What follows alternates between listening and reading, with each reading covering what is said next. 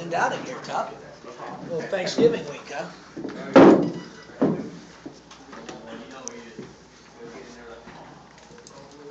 Let's get this. I got to check on that stack. I'm good, guys.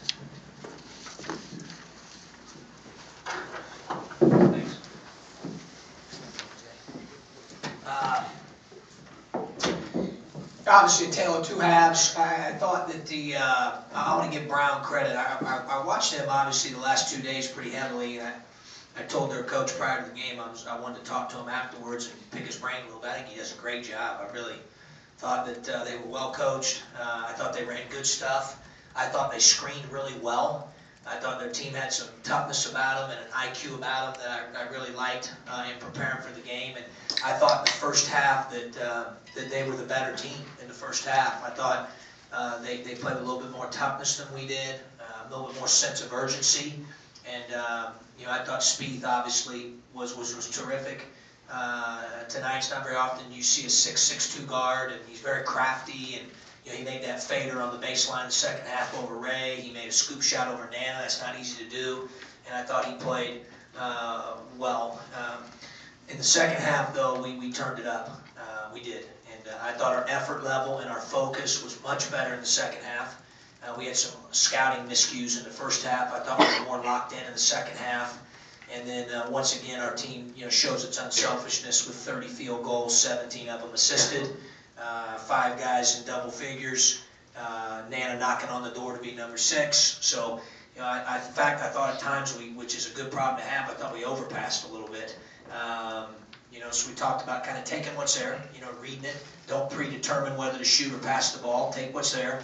But we got a really unselfish group of guys. I thought that Tate and Rice played really well in the first half and kind of put us in range where we had a chance to make the run in the second half. I thought Kaz obviously did some good things both halves as well. I thought Jalen coming in the game both halves gave us huge momentum lifts, almost like an energizer, and I thought that was big at the defensive end. Obviously, the stat sheet shows that he did some really good things, but there were a lot of things he did, a little bit like I tell you about Nana, that don't show up sometimes on a stat sheet that help your team win, and I thought he did that tonight. Obviously, we made shots. If you shoot 73% in the second half and 67 from 3 and 89 from the line, you're going to have a chance to win a lot of games. So I thought we executed well in the second half. First half, I'll be honest with you, I think these guys would tell you, we got some of the same shots, we just didn't make them. Sometimes it goes that way. I was more concerned with the defensive end, our scouting, our attention to detail, our discipline, our focus, which again I thought was much better in the second half. Questions for the players? For Aaron, you had 7 points in 2 trips. Has that ever happened before for you in your college career or in your basketball career? No, I think that's the first time. That's the first time, definitely since I've been in college. I think that started on the defensive end. Second half, we picked it up defensively. We were more connected. First half, I think we were trying to outscore them instead of stop them, which is why we were down at halftime. Jalen, we talk about you a lot, your offensive game and what you're able to do with the basketball and seeing the floor and all that stuff. But defensively, like Coach said, you were really good tonight. I thought, and is that something you've been trying to concentrate on to work on to get more time on the floor to be better at this year? Yeah, for sure. I think that's a goal for our whole team, just be a better defensive team. We know we're going to get buckets on the offensive end, we're going to score, but just keying in on defensive end, 90 to 9 hours really going to make us a better team. Gino, what did Coach Groce tell you at halftime? Just to keep pressuring, make them speed up, disrupt their offense, and just keep pushing the ball. Aaron, do you have any diagnosis for the slow starts that the whole team has kind of experienced through 4 games? I think we just come out and try to. We got a lot of guys that can make shots. I think we kind of put a little bit too much focus on offense and then start the game. I think if we start out connected on the defensive end, the offense will take care of itself. Jalen, how are you feeling this year? It's your second year in terms of confidence and comfort and things that maybe didn't come as easily when you were freshman. Well, the first thing is just working on the offseason. They give you confidence. As a team, we worked hard over the summer and preseason, and, it just shows, right now. So, just, getting stronger and, just playing together. I'm used to the system now. I know what the coaches want from me. I know what my teammates want from me. It's just going out there and playing, take care of business. Joe, what's the key for you to continue this? You started really well last year. What's the key for you to continue that? Just do what I'm asked to do. Just do my job. Push the ball, play defense, and let everything, fall in place. Aaron, you can correct me if I'm wrong, but it seems like when you miss a three, sometimes it's real, you shoot it real flat. And if you get just a little more of the arc on it, it looks really true. Is that right? And how much do you work, what's the mechanical thing in your shot that you need to do, to shoot it the way you want to? Coach told me in practice the other day, a lot of my misses are short, so I have my legs loaded and ready as the ball is, coming to me, instead of catching the ball and then loading my legs and then going and shooting the ball. And doing the job early and then really shooting for the ball gets there. Aaron, how's this offense compare to what did it seem all? I mean, just so many weapons. How's that compare? This is the most talented team I've been on by far. So many guys that can make shots and make plays. And, you can't key on one guy. And any given night, any guys can allow the leads to score. And, it's good knowing that, you're never going to be keyed on because we got so many weapons. Jalen, last year, late in the season, you guys really embraced going on the road and you had some success on the road away from home. How much are you looking forward to getting out away from here and going out and seeing what you guys are going to be able to do? We're just going to keep doing what we're doing, get better, get 1% better each day. Whether the game is home, neutral, away, we're going to do what we got to do. We're going to stick to the system and play our style of ball on the offensive and defensive end. What is it about being on the road and being together? Is that something that kind of brings you guys together and that you guys rally around a little bit? Well, we just know that it's just us. We got to stick together as a family, and we know that it's us against everybody else. So I think that brings us together as a team, and we just do good when we're on the road. Jalen, 15 minutes ago, Kent told us that it was going to be Kaz and Ray up here, and then they changed it. They said, we should bring Jalen up. Were you aware of that process? And I mean, you only had 2 points. Some people don't think that's like I make that decision. So someone informed you improperly. Did that? Wasn't correct. I apologize, Rob. It threw off his whole line of questioning, obviously. You're sitting down the wrong word. No, I'll be okay. This is your first post-game press conference, I believe. You feel like, being recognized for something besides scoring points is... What does that mean to you? It doesn't really mean too much. I just want to do what I got to do to help the team win. That's all that matters to me. Whether I get recognized for it or not. I just want to win, basically. Aaron, you guys are getting to the free throw line quite a bit more than this team did last year. What do you guys attribute to that? Guys spend a lot of time in the weight room, getting stronger. We got a lot of guys benching close to 300 pounds, so we want to use that to our advantage. We're an older team, and we just want to get in the lane and draw fouls. We're giving the team a bonus too, so once you get in the bonus, you got to take advantage of it. Okay, I think I'll be up for the players. Good job, guys. Well, coach. What bothered you more at halftime? They're 30.6 field goal percentage, or they're 50? They're 50. By far. Because I know we had pretty good shots in the first half, we just didn't make them. We have too many good shooters. At some point, that's going to turn. That's what happened in the second half. But defensively, it's interesting because I'll be honest with you, they executed them. We had in my mind probably 4 or 5 scouting errors in the first half. That's what stood out to me on the defensive end top. But other than that, they made some plays. They give them credit. They execute well. They screen well. They run good stuff. Different type of game than the last 2 games. One that we needed, and we're going to see what our guys are made of coming out of halftime. There, down 4 here at home, and obviously I thought our guys showed great character, in the second half. Have you had a group? I know last year we talked about the success on the road. Have you had a group before? I don't know if you haven't learned it with these guys yet, but that embraces being on the road and being away and coming together like that, like they did last year? We've always been pretty good in that way at my previous stop as well. I just think those guys are right. I mean, there's an edge to you. It's kind of us against everybody.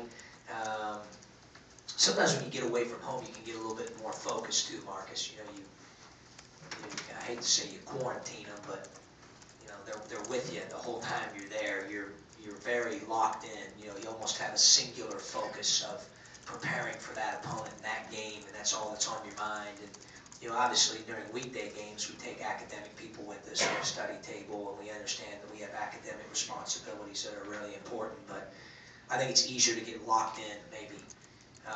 But this year, you know, I think we've been, you know, for the most part, pretty locked in at home. I would say 3 of the 4 games we've been ready to go, you know, to start the game, and then, you know, for whatever reason, in the opener, we already talked about that. You know, certainly not to beat the dead horse. I didn't think that we, you know, we're ready to roll. You know, so it is what it is. But every game you're in, it's a chance to learn. I thought today having a chance to play against a different style of play, I was looking forward to that. Thought it was what our team needed. You don't ever seem to fail to notice, you and your staff, if somebody doesn't sprint down the court, if Ahmad doesn't pick up the ball deep in the backcourt. What's realistic about, you know, maybe the percentage of the time, you know, that you expect these guys to do these things that are fundamental to the way you want to coach? Well, I always tell them, Steve, and I think this is true, like, and I make them figure out kind of what I'm saying because they look at me funny because they're really a complete 180 of one another, but we're striving for perfection, knowing full well that we're not going to get it. But that's what we're striving for, and I think if you strive for perfection, understanding you're not going to get it, no one plays perfect. I don't know if there was a game in college basketball last year where a team didn't have at least 1 turnover or miss a shot. You know, no team I can recollect pitched a shutout last year. You know, but we're striving for that, and if you do that, then you get excellence. You get greatness. If you don't strive for that, you say, well, we'll strive for okay. Then you get mediocrity, in my opinion. Or we're going to strive for good. Then you're going to get mediocrity. So for us, we're very demanding without being demeaning, and we hold our guys accountable, and I think the guys would tell you, Jalen just said it, they know what's important. They know what their role is. They know what to stand. No one's walking around our locker room like, hey, I have no idea what he wants from me. No. In fact, they'll be like, wow, he's pretty honest with me. Like, he's looking me right in the eyes and like coming right at me like, I know what my role is. And I've got to go out and execute it like an NBA All-Star. And I think Tate did that tonight. You know, I thought he did it in both halves. John, he's got a 17-4 assist to turnover ratio last year, non-conference 30-6. How has he gotten better?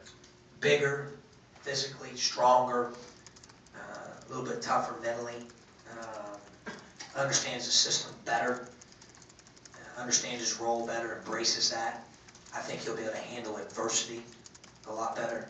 And you know, those are probably the biggest differences. That, and he's really comfortable inside the system and kind of knows what we expect and knows who he is. You know, you got to play to your strengths. You know, I tell those guys, you know, sometimes they look at me funny or LeBron will look at me funny, but I say, remember, fellas, keep the main thing the main thing.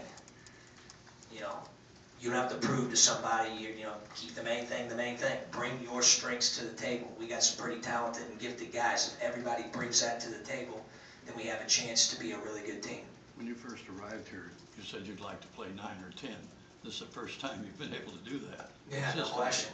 First It's time. made a world of difference. It does, yeah. The depth is great. And, you know, holds guys who, you know, are held accountable a little bit and lets us play the style that we want to play offensively and defensively. This is the first time you've had enough talent to do it, too.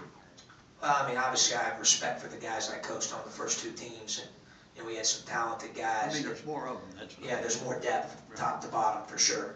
Yeah. But our program would not be where it's at right now. There's a growing process. You have to go through growing pains. This is not like, you know, this is big boy ball, what we're doing. This is not like you're going to flip the switch overnight. And it doesn't happen. And without the guys we had the first 2 years, we would not be in the situation that we're in right now. John, when you're watching the I want to keep getting challenged, you know, and I know that we're going to.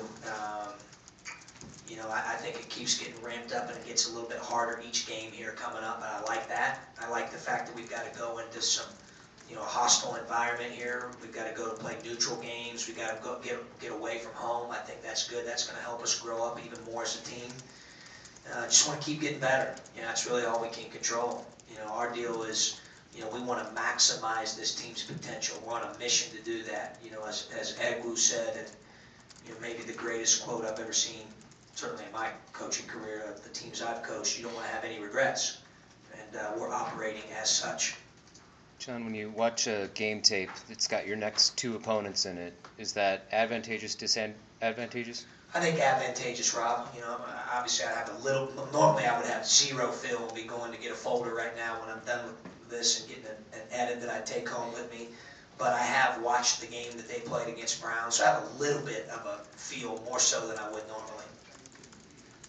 John, normally when you're about to move up in competition, assuming Indiana State and Memphis and Baylor are that, you wouldn't know at this point, but the Dayton scrimmage gave you a little bit of evidence how your kids performed against NCAA caliber kids and so forth. Yeah, I think so. That helped us for sure. I thanked Mike Thomas and Jason Leonard and the staff for letting us have that opportunity to do that. And I thought it was great for us. I thought it was great. And on just on a lot of, I could talk about it, but a lot of different fronts. When you get a scrimmage, we played against, I think I maybe even told you this stuff that day, we played against zone, presses, we played against all kinds of different we played different lineups. You just learn so much more doing something like that. And I thought that's been very beneficial for our team. John, what do you think gets thrown at you defensively now that these teams have seen what you do offensively? It's a great question, Jeremy. Yeah, I don't know. We've seen a little bit of everything in the first 4 games. We've seen zone pressure, we've seen man pressure, we've seen denying, we've seen pack gaps, we've seen man zone. We've seen all kinds of different things. That part's been good. I don't know. I think Cos said it best. We'll keep learning as we move forward, but this is A through Z, the best shooting team I've coached in 7 years. A through Z, like guy could have an off night or a couple guys, but you're hopeful that you got 6, 7 guys that could possibly score in double figures. That the odds are that all 7 of them aren't going to have a. So I just think it's hard. The way we're playing right now, we're really very versatile in terms of you don't know who we're going to out of the timeout. You don't know who's going to shoot the ball. It could be a number of guys. We're not 1 or 2 or even 3-dimensional. So I think that hopefully that makes us more difficult to defend. Coach, on Egwu's technical, I guess, what was the explanation I was given? I didn't cross the barrier? He said he crossed the line and touched the ball across the line. So, I trust his judgment. I haven't seen the film yet, but he said he did. I'm sure he did. I was just lobbying for if he stepped across the line, that was supposed to be a warning per the rules prior to that, but that's neither here nor there. It seemed like, you said we're not all going to struggle, but with what Ray was able to kind of keep you in, it just kind of says that he has the capability of still doing it. That's twice he's done that, Georgia Southern and then this one, where I just didn't think we had it, but he had it, and he was grinding. I just like his disposition right now, his mindset, his mentality, Ray, there's no guarantees how a season turns out, but Ray's mindset, his mind is in the right place. He wants to compete, he wants to win. He's a great teammate. As I've said numerous times now, more than anything, I'm most proud of how he's matured as a person. He seemed to really enjoy getting Aaron the ball when Aaron was having his, hot Oh, seat. sure, yeah, he was making shots, and it's fun to run plays for him.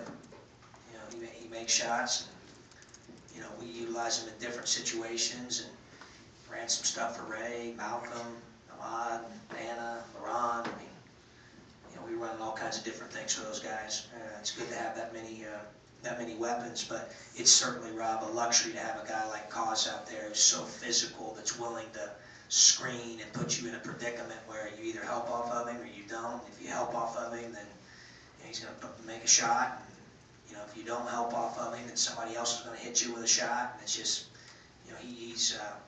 I'm really, really glad he's on our team, that's for sure. I didn't quite enunciate well enough, but what I meant by that question was that it seemed like Ray particularly was looking for Kaz when he recognized that Kaz was catching fire. Yeah, maybe so.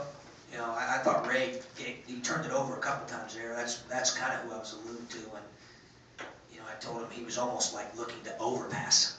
You know, he had a couple drives there at the baseline where I thought he could have went up and finished, but I'd rather scale him back and tell him, hey, you're being too unselfish, you know, than the other way around. You know, again, even the first half when we shot 31%, I didn't have much of a problem with our shot selection. We just didn't make them.